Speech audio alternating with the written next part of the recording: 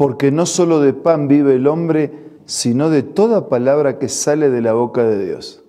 Por esta razón nos encontramos diariamente para meditar, reflexionar y aplicar el mensaje del Señor a través de su palabra, buscando ser reavivados. Hoy nos detenemos en el capítulo 10 de Hechos, pero antes pedimos la bendición de Dios. Padre nuestro que estás en los cielos, pedimos que tu Espíritu nos dirija y nos ayude a leer, meditar y encontrar en tu palabra un mensaje para nuestra vida. Lo pedimos y lo agradecemos en el nombre de Jesús. Amén. En el primer capítulo de Hechos estaba el mensaje que el Evangelio debía ser predicado en Jerusalén, en Samaria y hasta lo último de la tierra, desde lo más conocido y lo más cercano hasta lo más distante y desconocido. En el capítulo 10 de Hechos comienza la última sección del libro que va hasta el último capítulo, hasta el capítulo 28, y es el ser testigos hasta lo último de la tierra. Cesarea, Antioquía, Asia Menor, Grecia, Roma, un recorrido geográfico que comienza por Cesarea como primer paso y que abre la mente al pensar que el Evangelio tenía que llegar a todo el mundo gentil. El capítulo comienza diciendo que vivía en Cesarea un centurión llamado Cornelio, del regimiento conocido el italiano. Él y toda su familia eran devotos y temerosos de Dios. Realizaban muchas obras de beneficencia para el pueblo de Israel y oraba a Dios constantemente. Un día, como a las 3 de la tarde, tuvo una visión. Vio claramente a un ángel de Dios que se le acercaba y le decía: Cornelio. ¿Qué quieres, Señor?, le preguntó Cornelio mirándolo fijamente y con mucho miedo. Dios ha recibido tus oraciones y tus obras de beneficencia como una ofrenda, le contestó el ángel. Envía de inmediato a algunos hombres a Jope para que hagan venir un tal Simón apodado Pedro. Él se hospeda con Simón el curtidor, que tiene su casa junto al mar. Después que se fue el ángel que le había hablado, Cornelio llamó a 2 de sus siervos y a un soldado, devoto de los que le servían regularmente, y les explicó todo lo que había sucedido y los envió a Jope. En el versículo 9 dice que al día siguiente, mientras ellos iban de camino y se acercaban a la ciudad, Pedro subió a la azotea a orar. Era casi el mediodía.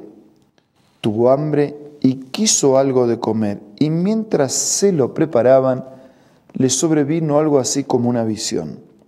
Vio el cielo abierto y algo parecido a una gran sábana que, suspendida por las 4 puntas, descendía hacia la tierra, y en ella había toda clase de cuadrúpedos como también reptiles y aves. Y Pedro en la visión recibía un mensaje. Levántate, Pedro, mata y come, le dijo una voz. De ninguna manera, Señor, replicó Pedro. Jamás he comido nada impuro o inmundo. Por segunda vez la voz le insistió. Lo que Dios ha purificado, no lo llames inmundo o impuro. Y esto sucedió 3 veces hasta que la sábana fue recogida en el cielo. Estaba detrás de esta visión un mensaje que Dios quería darle. ¿Tendría que ver ese mensaje con la alimentación? Pedro no atinaba a explicar cuál podría ser el significado de la visión. Y mientras tanto los hombres enviados por Cornelio, que estaban preguntando por la casa de Simón, se presentaron a la puerta. Llamando, averiguaron si allí se hospedaba Simón, apodado Pedro. Y mientras Pedro seguía reflexionando sobre el significado de la visión, el Espíritu le dijo: mira, Simón, 3 hombres te buscan, date prisa. Baja y no dudes en ir con ellos, porque yo los he enviado. Pedro bajó y le dijo a los hombres: aquí estoy, yo soy el que ustedes buscan. ¿Qué asunto los ha traído por acá? Ellos le contestaron: venimos de parte del centurión Cornelio, un hombre justo y temeroso de Dios, respetado por todo el pueblo judío. Un ángel de Dios le dio instrucciones de invitarlo a usted a su casa para escuchar lo que usted tiene que decir. Entonces Pedro los invitó a pasar y los hospedó. Al día siguiente, Pedro se fue con ellos acompañado de algunos creyentes de Jope. Un día después llegó a Cesarea. Cornelio estaba esperándolo con los parientes y amigos íntimos que habían reunido.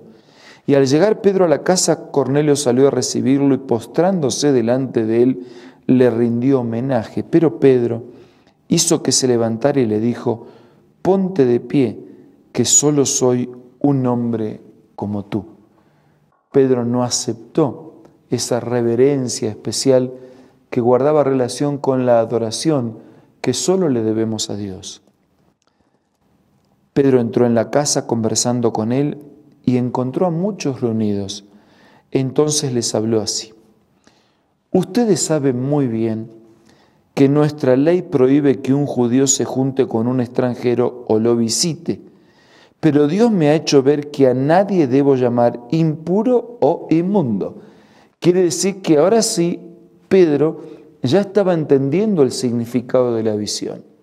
Lo que Dios le había mostrado así a través de los animales no se refería a la alimentación y que podía comer cualquier tipo de animales, sino que era una ilustración de este mensaje que tenía que dar a todos sin llamar de inmundo a ningún extranjero. Y claramente él lo dice: pero Dios me ha hecho ver que a nadie debo llamar impuro o inmundo. Por eso, cuando mandaron por mí, vine sin poner ninguna objeción. Ahora permítanme preguntarles: ¿para qué me hicieron venir? Cornelio contestó: hace 4 días a esta misma hora, a las 3 de la tarde, estaba yo en casa orando y de repente apareció delante de mí un hombre vestido con ropa brillante y me dijo: Cornelio, Dios ha oído tu oración y se ha acordado de tus obras de beneficencia. Por lo tanto, envía a alguien a Jope para hacer venir a Simón, apodado Pedro, que se hospeda en casa de Simón el curtidor junto al mar. Así que inmediatamente mandé a llamarte y tú has tenido la bondad de venir. Ahora estamos todos aquí en la presencia de Dios para escuchar todo lo que el Señor te ha encomendado que nos digas. Pedro tomó la palabra y dijo: ahora comprendo que en realidad para Dios no hay favoritismo, sino que en toda nación Él ve con agrado a los que le temen y actúan con justicia. Así que Él comienza a enumerar las verdades del Evangelio. La primera es que Dios no hace acepción de personas. La segunda dice que las buenas nuevas de la paz por medio de Jesucristo, que es el Señor de todos. La tercera está en el versículo 38. Me refiero a Jesús de Nazaret, cómo lo ungió Dios con el Espíritu Santo y con poder, y cómo anduvo haciendo bienes y sanando a todos los que estaban oprimidos por el diablo, porque Dios estaba con él. La tercera gran verdad de Pedro en su discurso es que Jesús murió y resucitó. Dice versículo 40, pero Dios lo resucitó al tercer día. La quinta verdad que Pedro enumera en su discurso está en el versículo 42. Él nos mandó a predicar al pueblo y a dar solemne testimonio de que ha sido nombrado por Dios como juez de vivos y de muertos. Y mientras Pedro estaba todavía hablando, el Espíritu Santo descendió sobre todos los que escuchaban el mensaje. Versículo 47. ¿Acaso puede alguien negar el agua para que sean bautizados estos que han recibido el Espíritu Santo lo mismo que nosotros? Y mandó que fueran bautizados en el nombre de Jesucristo. Entonces le pidieron que se quedara con ellos con algunos días. Y como ocurrió tantas otras veces, una predicación, un sermón, un discurso, una presentación de parte del Señor y de sus verdades, termina en la aceptación de las personas y termina en el bautismo. El bautismo era y es la manifestación pública de una vida convertida, que reconoce su pecado, que busca el perdón, que decide empezar una vida nueva en armonía con Dios, con sus planes y con sus proyectos. Y ese plan sigue vigente hoy. El bautismo fue instituido y establecido por el mismo ejemplo del Señor y es ofrecido a todos, sin distinción de geografía, de razas, de preparación cultural, económica. Es ofrecido a todos los que aceptan al Señor como el Señor de su vida, reconocen su soberanía y quieren vivir perdonados en armonía con su voluntad. Por eso en este momento yo quiero orar por todos los que ya han sido bautizados y también quiero orar por aquellos que todavía no lo han hecho, para que tomen en su corazón la decisión de hacerlo y de hacerlo a tiempo. Vamos a orar.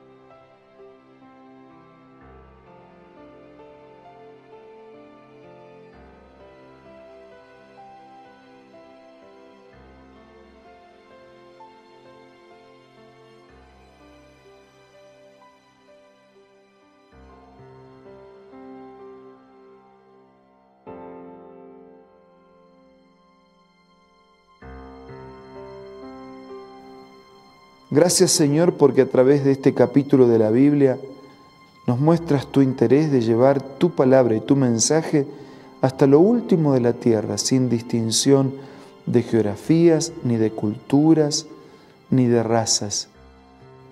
Te pido que bendigas a todos los que ya te han aceptado y reconocido como Señor y Salvador en sus vidas, a todos los que a través del bautismo se han unido contigo, y a los que todavía no lo han hecho, pero están pensando que a partir de tu palabra es una necesidad y es también una oportunidad. Que ellos también puedan dar ese paso, sentirse definitivamente unidos a ti y juntos prepararnos para tu reino. Te pido y te agradezco todo en el nombre de Jesús. Amén. Si este tema despierta inquietudes que van más allá de estos pocos minutos que tenemos y en algo podemos ser de ayuda, entre en contacto con nosotros. Estamos a disposición para darle todo el apoyo para que podamos vivir juntos lo que Dios espera de cada uno de sus hijos.